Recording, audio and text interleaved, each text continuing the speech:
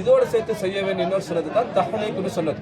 ஊரில் இருக்கக்கூடிய ஒரு நல்ல மனுஷன் அல்லது குடும்பத்தில் இருக்கக்கூடிய ஒரு நல்ல சாலிகான அமளி செய்யக்கூடிய நல்ல ஒரு பேணுதலான ஒரு மனிதருடைய ஒரு வாயில பேரிச்ச பல துண்டை போட்டு நல்லா மென்று அவருடைய எச்சோடு சேர்த்து உண்மைகளோட சேர்த்து எடுத்து அந்த பிள்ளை வாயில வைக்கணும். நாங்கள் ஏன் யாரும் செய்யறதில்லை, நம்ம யாரும் செய்யறதில்ல. நம்ம குடும்பத்திலே நல்லவன் கிடையாது, நம்ம ஊர்லயும் நல்லவனே கிடையாதுல்ல.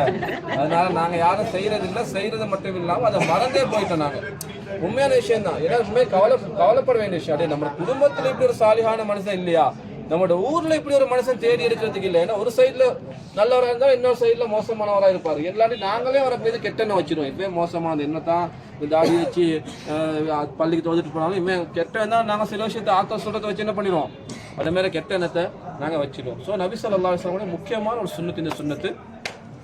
அப்போ இந்த சுன்னத்தை நபி ஸல்லல்லாஹு அலைஹி வஸல்லம் அப்துல்லா ரலியல்லாஹு தஆலா மட்டும் தான் செஞ்சிருக்காங்க. ஸோ நபியாவுடைய உமிழ் நீரும் அப்துல்லா ரலியல்லாஹு தஆலா வயிற்றுக்கு போச்சு.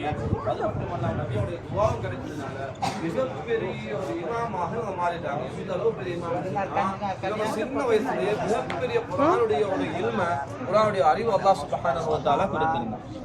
உமர் அபூபக்கர் சித்திக் ரலியல்லாஹு தஆலா காலத்துல வாழ்ந்தாங்க.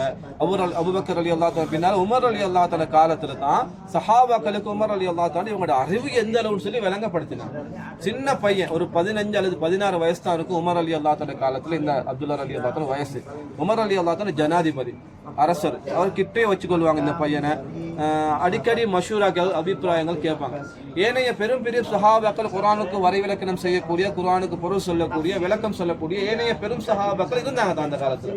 அவங்க உமர் ரலியல்லாஹு தஆலா சொன்னாங்க, அமீருல் முஃமினீன், நீங்க இந்த சின்ன பையனுக்கு ரொம்ப முக்கியத்துவம் கொடுக்குற மாதிரி விளங்குது.